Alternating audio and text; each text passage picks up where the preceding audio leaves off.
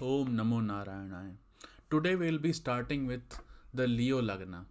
So we are in the series of analyzing all the 12 ascendants, and to analyze all these ascendants we have been following certain framework, and these frameworks are as follows. The Rashi qualities. So based on the Rashi qualities, what all predictions you can make for such a person, like based on the Varna of the Rashi, based on the element ruled by the Rashi, based on the nature, whether it is fixed, movable, dvisabhav, based on the symbols associated with the Rashi, what all predictions can be done. So that's what we'll cover. So that's the first point. Then we'll look at the relationship with Lagnesh. So each Lagna has a lord that is called Lagna lord, and it is related either anemically or friendly with all other planets. And those planets, they rule some or the other houses in the chart. So based on their relationship with Lagnesh, we can say something about how those bhava or how those people, things represented by those houses, will be affecting the person, or how the person will be behaving towards them. So that's what we'll analyze. We'll analyze the blessings of the friends, we'll analyze the problems coming from the enemies, we'll analyze the exaltation points of the lagna, of the Lagnesh, that where in the chart the lagna gets exalted, where in the chart the Lagnesh gets debilitated, which planets are exalted or debilitated in the lagna. So all these things say something particular about this particular person who is born in this ascendant. Also we'll look at the uh, from the perspective of all other bhavas. So their house lords, they could be exalted or debilitated in other houses. So what does it mean from the perspective of the person of the Lagnesh? Then from the perspective of Naisargic Kundali, the Kaal Purush Kundali, what is the meaning of, since the Leo Lagna happens to be the fifth house, so being the fifth house, being the fifth sign of Kaal Purush Kundali, what does it mean for such person? That we'll study. And then various houses will fall under different rashis, and what is the meaning of that. So all these framework, based on this framework, we'll analyze the person. So let's dive deep into it. So first is the Leo qualities. So first of all, what is the element? Element is the fire. It's the Agni Tattva. Why Agni Tattva? Because Aries, Leo, and Sagittarius, this is a triad. This is a triad of Agni. So the element ruled by the Leo Rashi is Agni. And what does the presence of Agni mean? Agni not just means the Agni that cooks the fire in the kitchen, it is the Agni that cooks the food that we eat, the digestion that happens. So high Agni means high metabolism. And high metabolism means this kind of person will eat anything and will be able to digest it easily, just like the Aries person. That shows the high metabolism just because of Agni. Then the Varna is Kshatriya. So Kshatriya, uh, it's a warrior sign that is ruled by, that is governed by the Leo sign. Okay, it shows that the person will have a warrior like attitude. Then it is a fixed sign. Okay, so in the sequence of rashis, we have fixed, we have movable, fixed, and dvisabhav. Movable, fixed, dvisabhav. So Cancer was movable. It was a movable water, that is river, but this one is fixed Agni. Okay, and which is the fixed Agni in this whole universe? Only Sun is fixed. The Sun is located at one point, and rest all the planets, they revolve around it, and Sun is the pure ball of fire, and that fire is fixed. So it is representing the fire, the Surya. And it is the Oj Rashi. Oj means it is the odd sign. Odd means it is the outgoing quality. It is the male. It is the masculine energy. So masculine, fiery energy of a warrior. That's what this Leo sign represents. Being fixed, it means that person will be stubborn. Okay, he will be fixed on certain ideas. He'll be dogmatic. He'll be intolerant. He will not listen to others. He'll be fixed in his views. So that's what the fixed sign means. Symbol is lion. Leo, as the name suggests, it's a lion, and lion like qualities you can see in such people. For example, the lions are known to have the passionate sex. Okay, so their sexual life is very passionate, and they like lions and cats. If you have cat in your house, you'll see that those cats will defend the areas in which they live. So they will be like protecting towards any kind of encroachment in their personal space. So lions are also like that. So people who are born in this one, they will be protective about their personal space. They don't like encroachment from others in their areas. They'll be wandering in the hills. So lions, they live in the hills and such kind of inhospitable places, and that's where those lions like to be. So in the same fashion, even Leo person will also like wandering in the hills. Face resembling that of lion. So just because this is the attribute that we can say is being given to the person because he's born in Leo sign, that his facial structure is like that of lion. So you see the oval structure, sometimes with facial hair also, and the complexion is also similar to it. The kind of lion commands the other animals. It commands its pack. So that commanding nature is there. That fierce attitude is there. And then one quality that comes for the lion, it's a carnivore. So that meat eating, these people tend to be more of a, they love eating meat. So that quality comes from the lion symbol. Then the age group. So this is the age group that it belongs. So each and every sign we have assigned certain age group in the multiple of 5. So this is the fifth sign that comes to the age 20 to 25. So if you have happened to be in that age group, you must know, you must have, like, this is not no surprise for you that one who is in that age group is full of ambitions. It is like nothing is impossible for you in that age. So this is the age of ambition. This is the age of great passion, and in this time you'll be very courageous and full of energy. So what it means is that such people, they will be ambitious, they will be courageous, and they'll be full of energy.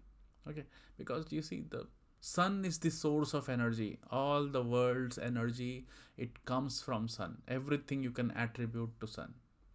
So they will be full of energy always, just like that age group is. I remember, and when I was in college, my college that batch of computer engineering batch, so they planned for a T-shirt, and on that T-shirt, behind that T-shirt, the emblem was out to reboot the world. So that kind of courage was there when people were there in the age of 2025, that they think that they can do something. They're very courageous and ambitious, then they will go and change the world. Then let's look at the Nasargic Kundali part of it. That is, Leo being the fifth sign. What does it mean to be being the lagna, being the fifth sign from the Kaal Purush? Okay, so fifth sign, fifth house belongs to children. It belongs to Puru Punya. It is the intelligence. It is the sign of intelligence. It is a sign of blessings. The blessings of things that you have done in the past life. That blessings will basically fruition through Leo. It's being faithful and cheerful and sociable person. Okay. Then who is the Lord of Leo? So Sun is the Lord of Leo. Sun's Mool Trikona sign is Leo. Okay, and that shows, since Sun is like, you see, when Sun comes, he comes with such boldness that the whole universe, the whole earth is enlightened. Okay, it's like that kind of boldness. So that charismatic leadership quality is there in such people. Okay, they'll speak sparingly. So even you see, this is the quality of actually lions, that they don't interact much with other animals. They don't even interact much with their own kind. They speak very sparingly, and whenever it is required, they will speak. They'll be courageous, they'll be bold, they will be majestic. So just like you see the charisma, the majesticness of the sun, when it comes, it shines forth in front of everyone, and they carry certain kind of aura around it, as if like a king has come. So that aura, that majesty will be there. Then since they are naturally charismatic, their natural leadership quality is there, so people treat them as if they are the born leader. Okay, that they are born to lead. They'll be like going to them for with servitude.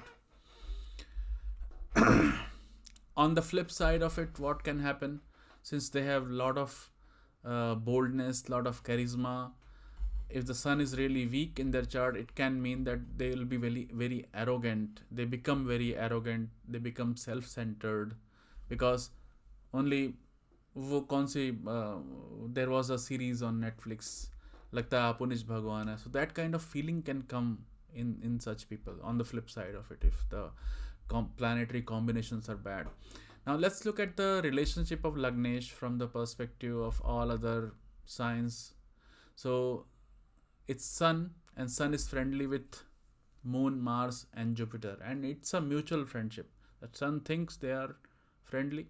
So sun rules the first house, moon rules the 12th house. So sun and moon, they are mutually friendly to each other. So whatever expenses you do, it is for the lagna. The lagna feels good about it.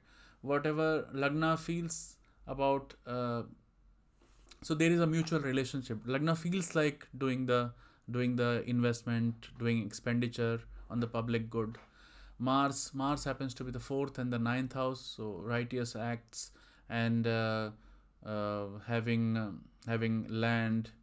So all those things, they are friendly towards this person. They will be having lot of land, they will be having they'll be righteous, they will be dutiful. Then Jupiter is also mutually friendly to them. They will have nice children, bold children.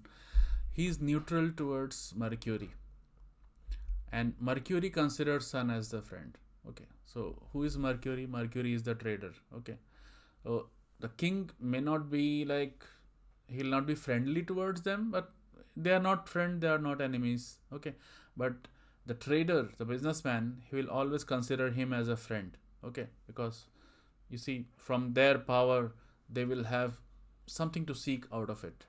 So that's kind of relationship. So sun is the king and Mercury is the trader. Sun thinks Mercury is neutral, but Mercury always considers sun as the friend. They have to consider him as a friend.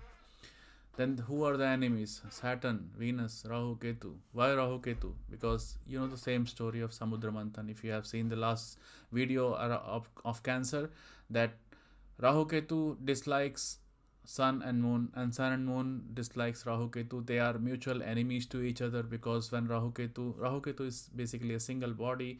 He is the devil, he is the Asura called Swarnabhanu. When Lord Vishnu was distributing Amrit to all the Devas and Asuras, they guys disguised themselves as Deva, and they went and sat with all the Devas and had a small pinch of nectar, and because of that they became immortal. And then they were cut into pieces, cut into two parts. One is Rahu, other is Ketu. The head is Rahu, the body is Ketu. And who pointed out that okay, Swarnabhanu is there, this Asura is over there, he is the sun and the moon. They basically pointed out, and because of that Rahu Ketu hates sun and moon, and sun and moon, they are inimical to Rahu and Ketu. Now what does it mean? The lagna is inimical to Saturn. So Saturn is what? Hardworking. So they will not be interested in working. Hard work is not for them. Venus is inimical to Sun, mutually inimical. So Sun is hating Venus, Venus is hating Sun. That means they are not interested in any kind of relationship. What they want is the carnal pleasure, just the pleasure of the body, not the relationship. They are very cold-hearted and lack gratitude because of animosity with Saturn.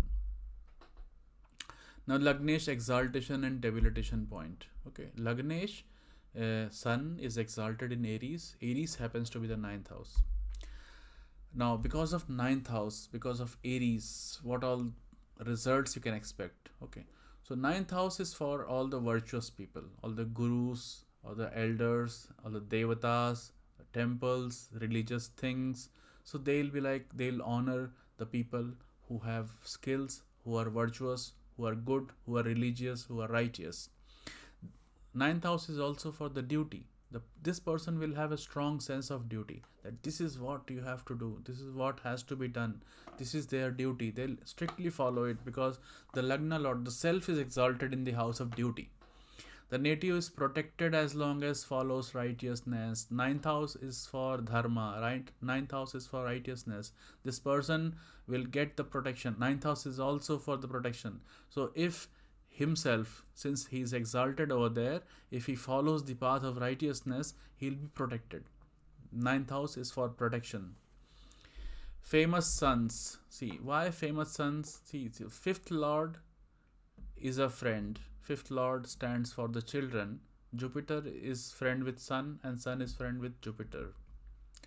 And by the rule of Bhavad Bhavam, what is Bhavad Bhavam? Basically, what it means is that if fifth house is the house of children, then fifth from fifth is also for children. Okay, so fifth from fifth is the ninth house, and now ninth house is where the Lagna Lord is exalted. That means the person will have children who are very famous because the Lagna Lord is exalted over there. Dependence on fortune. And dependence on fortune causes gains. Okay, now this is something which is good as well as bad, because these are the people who think, who believe that believe in destiny a lot, because they are exalted in the ninth house. Ninth house is for destiny also. So they'll be exalted, they'll think like they are destined to get something, they are destined to be blessed, so they don't have to work hard, so they over rely on the destiny. So instead of working hard, they'll be running from temples, this temple to that temple, performing this puja to that puja. They will think that by the blessing of this devta I'll achieve this, by the blessing of that devta I'll achieve that, instead of putting any hard work into that. So it's a bad thing actually. And on the flip side, you can say that nature also, because they are born in that Leo Lagna, nature itself is giving them this thing that even though they do not work hard, they by the because of fortune, they get all the earnings. They are fortunate enough to have such a good fortune. So good omens are basically related to the Rashi where Sun is exalted. Sun is exalted in the Aries Rashi. So Aries represents the sheep and the goat. So any sign of that will basically mean that he is tending towards success. Now Sun is exalted in the Libra, which is the third house. Now what does debilitation in the Libra means? So debilitation in Libra means he'll suffer from inaction. So third house is for enterprise. Third house is the parakram. Third house is for, so if he is getting debilitated, that means he doesn't want to do that task. So you see that now the choice is between ninth house and the third house. Ninth house for destiny, third house for self effort. So instead of doing the self effort, instead of working hard on something, instead of being brave and doing something, he'll go and perform the puja in the temple. So that will create the kind of laziness in him. Injure others due to insecurity of self in the third house. That's the nature of lion. So the nature of lion is to basically injure others. And when sun is really bad in the chart, you can expect this person to basically, because debilitation sign also means the things for which the person will have insecurity. So he'll be insecure toward third house, so he will basically go and injure others, he'll fight with others just because of his own insecurity. Okay, like if he feels that some other person is going to take his throne, then he'll go and fight with him. That kind of insecurity is there in this person. Then miserly. So third house having debilitation, as well as, in fact it is said that if third house is ruled by a Saumya, then this person could be miserly. He'll be a miserly person. Relying on the self effort cause loss of fortune. Okay, now why so? Okay, because this person, in a way you can say that this person having such a strong ninth house, that if he starts doing self effort, then that means he's now tending towards the third house, okay, where he's debilitated. So that is equal to loss of fortune. In fact, what it means that these people are blessed with good fortune. So even without the self effort also they'll be able to do it. Bad omens. So bad omens is basically the symbols associated with the sign where this lagna lord is debilitated. So lagna, since it is the Libra sign, Libra means the balance, the court, and the marketplace. So anything related to that area, he'll be like, he will he will be moving towards failure if he thinks of all these symbols while doing some activity. Now let's look at the planets which are exalted and debilitated in the lagna. Oh, since it is Leo sign, nobody is exalted over there, and no is debilitated also. So basically, Leo is the place where lion roams around. It's such a hilly and inhospitable place. Nobody wants to go over there. So nobody is exalted, nobody is debilitated. Other people also can say that uh, generally people don't like to go and visit the sun, visit the king. Okay, they are like, okay, nahi baba, we are fine over here, no need to visit him. God knows what you will get out of that.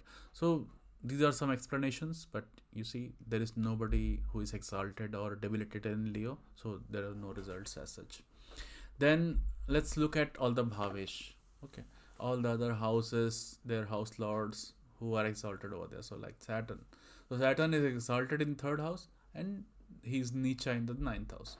So what does it mean? So since he is exalted in the third house, so it is the destiny. No, see, who is Saturn? So Saturn is the sixth house lord for Leo. He is the seventh house lord also for Leo. Sixth house means enemies, and sixth house lord is debilitated in the ninth house. In the ninth house, the sun is exalted. So sun is the self, sixth house is the enemy. Enemy is getting Nicha in the ninth house. The self is getting Ucha in the ninth house, and ninth house is that of fortune. So it is the fortune of this person to basically vanquish the enemies, to basically vanquish him, completely destroy the enemy. So that's what it means. Saturn is exalted in the third house. So okay, so since Saturn sixth house is also stands for the disease. Sixth house is for Rin, Ripu, Rog. Okay, Rin is for loan, Ripu is for enemies, and Rog is for the disease. So Saturnine disease is possible. Why? Because it is exalted in third house. But why so? See, seventh house is the Maraka house, and whenever there is exchange or whenever there is any relationship between seventh and third house, seventh house is for the loss of longevity, third house is for the longevity. So if these two things they are associated, then it creates a combination for Maraka. Okay, that basically debilitates, that basically gives some kind of disease, a problem to the self. So the problem which is coming for the self is Saturn 9. Like teeth, hair, these things are represented by Saturn. So that kind of problem is possible. Then they are interested in business. So why they are interested in business? So basically, see, to see the business, we'll have to look at the Kam Trikona. What is the Kam Trikona? It is the third, seventh, and the 11th house. So let's look at the Kam Trikona for Leo sign. Seventh Lord Saturn is exalted in the third house. So seventh and third is related. So which is two houses of Kam Trikona. One of the seventh house Lord Rahu is exalted in the 11th house. So seventh and 11th is also linked over here. Mercury is the trader. It is the lord of 11th house. It is friendly with Saturn. So you see, third, 7, 11, they have lot of exaltations and trader like energy. So these people will be interested in doing the business, but they will not be doing any kind of hard work. And Mercury the trader, Moon the okay. Now coming to the karma bhava. Karma bhava, that is the 10th house for Leo sign, is Taurus, and Taurus is already a Vaishya energy. Why? Because Moon, the Vaishya planet, is exalted over there, the second house. So Mercury is the lord of 11th house. It is the lord of second house, and it is exalted in the second house. So what does it mean? So 11th house stands for the friends of a person, and second house stands for the family. So since it is exalted in the second house, that means this person will think of his friends as his family. Okay, he'll treat them like a family. Okay, then second lord is highly fair. Okay, now second house is also for the promise. So second house lord itself exalted in the second house. That means this person, second house is for the promise, and second lord is for the thing that keeps that promise. Okay, so he's the kind of person who will keep his promise because of very strong second house. Then he is a voracious eater. So second house also stands for eating, and being exalted planet over there, it means that he'll be a voracious eater, and he'll be affectionate towards his own people. So obviously second house stands for the family also. An exaltation sign in there means he'll be affectionate towards his family. He treats the family as their friend, as their family. Now, second lord of speech is debilitated in the 8th house. So this is tricky. See, 8th house is for the Nij dosha. Okay, it is for the um, it is for the anger, for the fear, these kind of defects that one has, that is represented by the 8th house. And since that defect is coming from the second house of speech, that means there will be some kind of abusiveness in the speech. So if he has to fight, if he has to verbally assault somebody, that is like cursing somebody, or he'll be very bad with the speech. He'll be expressing anger through the speech. He'll be very abusive. Now, Jupiter is exalted in the 12th house and debilitated in the 6th house. So, Jupiter is the 5th lord, it is the 8th lord, and it is exalted in the 12th house, 12th house of loss and loss of fear. So, 8th house is for fear, and 12th house is for the loss. That means there is a loss of fear. Okay, 8th being in the 12th house. Okay, it's a kind of Viparita Raja Yoga also. And since it is through the Jupiter, which is Guru's, so because of blessings from the Guru, because of his being righteousness, because of his treating the Shastras and his treatment of Gurus and elders and the righteous and virtuous people, this person will overcome his fear. So that's what it means.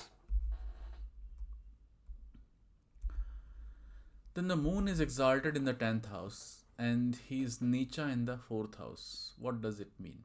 Okay, so moon is the 12th lord who is very friendly towards sun. So whatever expenses or expenditure he'll do, it'll be like he will like to spend.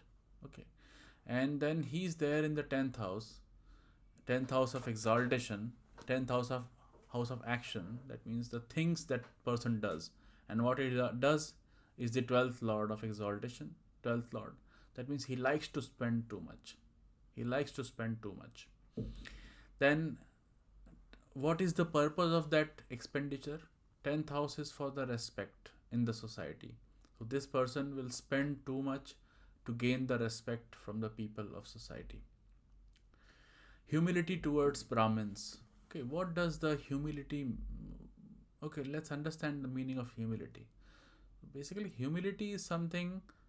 Uh, Lagna is the self-respect. The first house is the self-respect, and the loss of self-respect, loss of the self, is there in the 12th house. Okay, so at the point where you are losing your ego, that is humility, that you don't consider yourself to be somebody. That is the 12th house, and 12th house is where the Jupiter is exalted. Okay, so that means, and who Jupiter is over there. So when Jupiter is over there, it is like this person is being very humble. He's very he has the humility and humbleness because he's respecting them. You must have heard of stories of kings who will put their crown in front of rishis and the gurus and the elders because that shows their humility. Uncomfortable when unable to donate. Okay, so the fourth house is where moon is getting nicha. Moon is for spending. So when he's not able to spend, when he's unable to spend, he it is creating kind of discomfort because fourth house is the house of comfort. So he's not comfortable when he's unable to donate or unable to somebody comes to him for help, asking him help, but he's not able to do that help.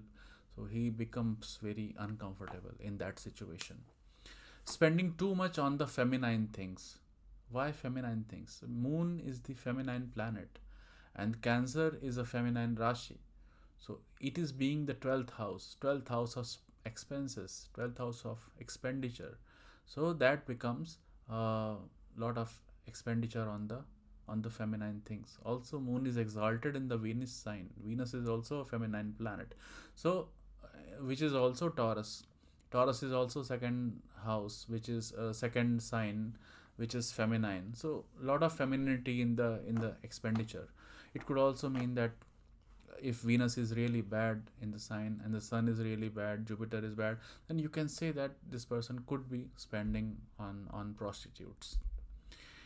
Mars is exalted in the sixth house. Okay, so Mars is the yoga karak for such people. It is the lord of Kendra and Kona, lord of fourth house and the ninth house, and he's exalted in the sixth house. Sixth house is for fighting. Okay, so this person will fight. What is the reason for fighting? Ninth house, for the righteousness. He is fight for the dharma. He is fight to protect his temple.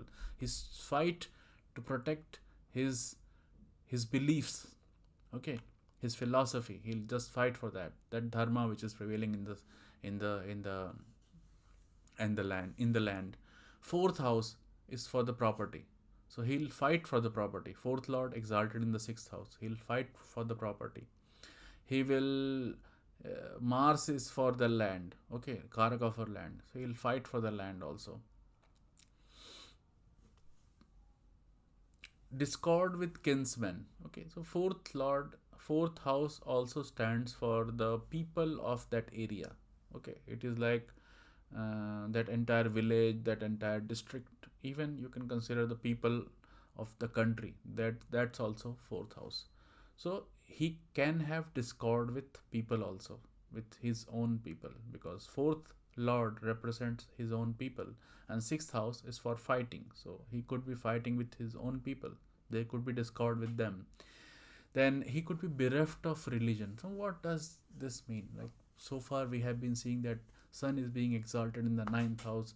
It is good and he's righteous. He's going to temples and posts. But now you are saying that he'll be bereft of religion. So how could that happen? See, for such people, they might be into thinking that they are themselves God, they are themselves divine. Because who is exalted in the ninth house? Ninth house is for divinity, and lagna is the self. And self is exalted in the ninth house. That means it shows they have the tendency to think that they are themselves divine, they are themselves the God. Okay, so that kind of thing may basically and also see where is the ninth lord. Ninth lord is debilitated in the 12th house. So if they get the influence of the 12th house is for the foreign land, for the foreign people. If they get in the influence of the foreign people, then they become basically unrighteous. Okay, they may even leave their religion for the foreign influence because of impact of Mars. Then Venus is the lord of third house. Venus is the lord of 10th house, and he's exalted in the 8th house. Okay, so 8th house stands for the risk taking also. Okay, the risk taking, and third house for the enterprise. So these people will be a risk taker. Okay, they'll be able to take lot of risk because third house lord is exalted in the 8th house. Okay, and 10th 10th house, since Venus is also the 10th lord and it is exalted in the 8th house, it could mean that 10th house stands for the throne, okay, the position that he'll get. And since it is exalted in the 8th house, so it could mean that this person will abruptly or suddenly he'll get the throne. Okay, that kind of suddenness is there in getting the position. Now we'll look at all the houses which are falling in different signs, and what does being in different sign mean for such person. Okay, so the second house of Virgo, second Virgo, where Mercury is exalted, and Mercury is also the lord of 11th house. Mercury is the karaka for money, for wealth. So this person will get lot of gains, that is for sure, because of Mercury. Okay, a third house is for Libra, and Libra has Venus. Venus is the lord, so this person could be insecure. Okay, and Lagna lord is also getting debilitated over there, so this person could be inherently he is timid because Venus is ruling the third house, but he is also insecure. Okay, that insecurity is coming because it is debilitated in the third house. The Lagna itself is debilitated in the third house. Then the fourth house are the things that give him comfort. Okay, so Scorpio people give him comfort. What are the Scorpio people? Scorpio represents very expert people. Okay, very expert people in their domains. So being surrounded by the expert people, they will feel very comfortable. So you see that if king is there, and if king is having experts in his ministers, among his ministers, he'll become very comfortable with them. He has a serving attitude. Okay, what does the serving attitude means? So basically you see the 12th lord is debilitated in the 4th house. Okay, 12th house, 12th lord of humility, of loss of ego.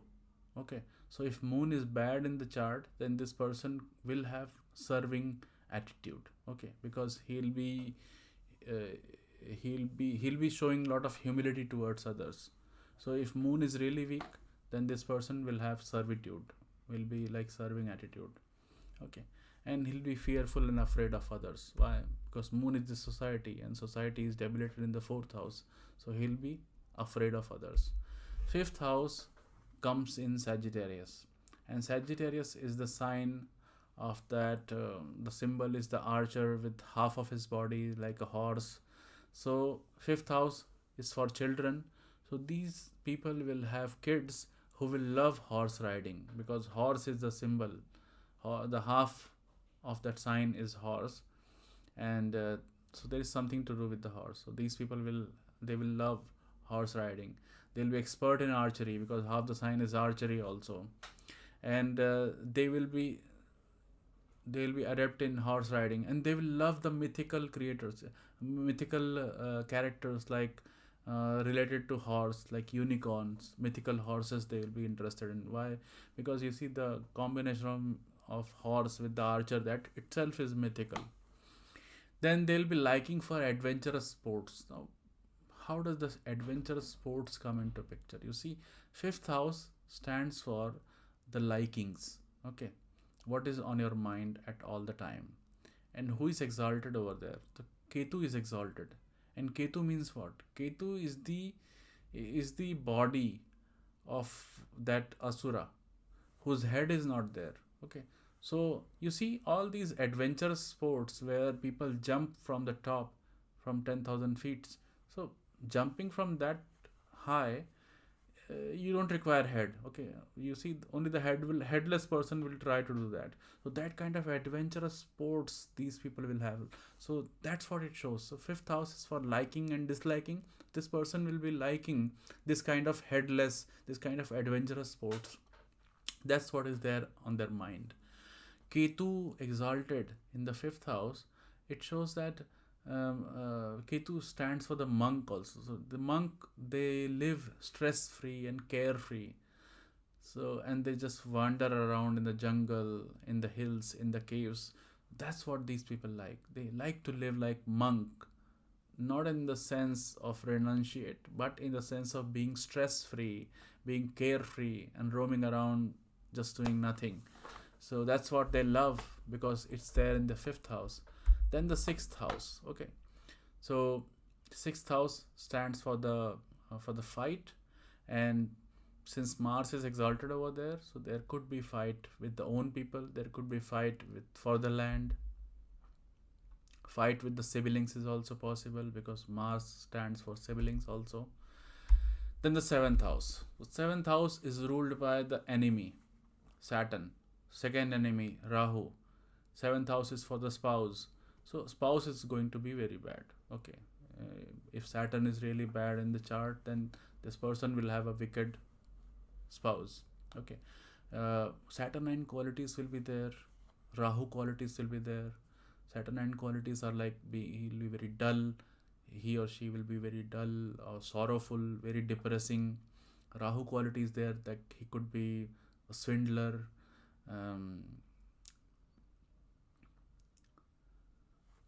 So that those qualities will be there. Then eighth house stands for Pisces. Okay, Pisces.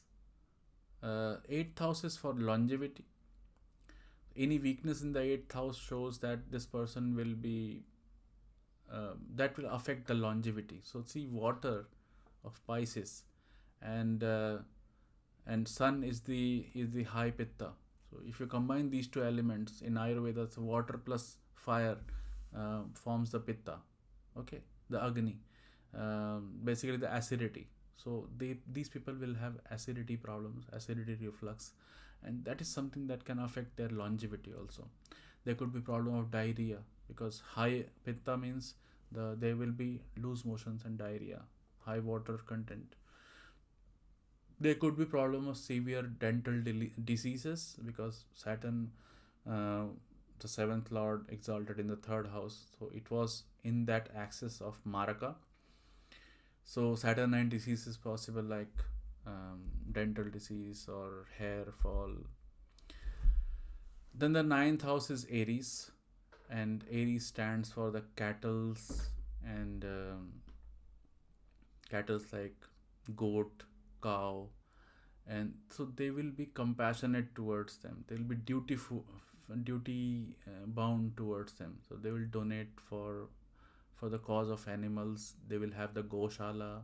They will go and they will be respectful towards those cattle. Like they'll be treating them like mother because that's how the Hindu culture is for cows.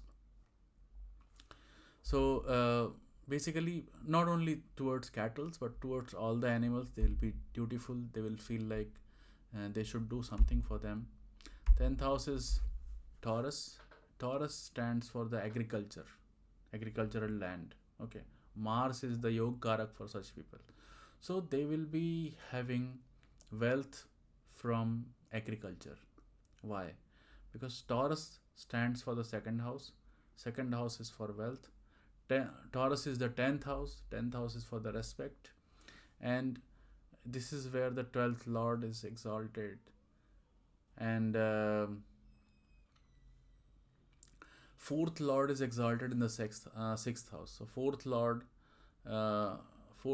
is Mars. Mars is the Karaka for land. It is exalted in the sixth house. Sixth house is for the labor.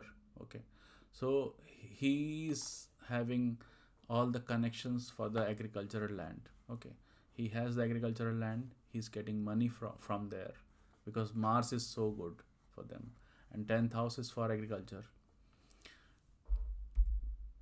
11th house of Gemini. Okay, 11th house is for gains. Okay, so what they will gain? Mercury, finance, money. That's what Mercury means. So it is the lord of 11th house, so they will have gains from there. Mercury stands for traders. They will gain from the traders. Okay, they will gain from business. They will have gains from various artifacts. So artifacts represented by Rahu, because Rahu is for imitation. Rahu imitated and to become Deva. So any kind of imitation artifacts, it is represented by Rahu. Rahu also stands for the false ego. So the chair on which you sit, that chair itself is like a Rahu.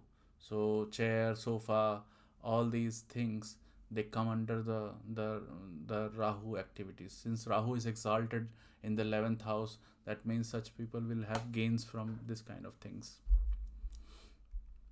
Then the 12th house. Okay, 12th house stands for Cancer, and Cancer is a Brahmin Rashi. It's a watery sign, so it's a Brahman Rashi. Jupiter is exalted over there.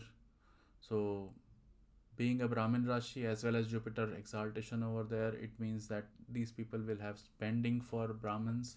It will be spending for the Brahminical things like yajna or the puja part and all those things. They'll be donating to Brahmins because 12th house is for donations, expenditures, and they'll be spending for the spiritual practices and the yajnas. Okay, so that's what it is now. The 12th, all the 12 houses is over. Thank you so much for listening to this. Thank you. Namo Narayana.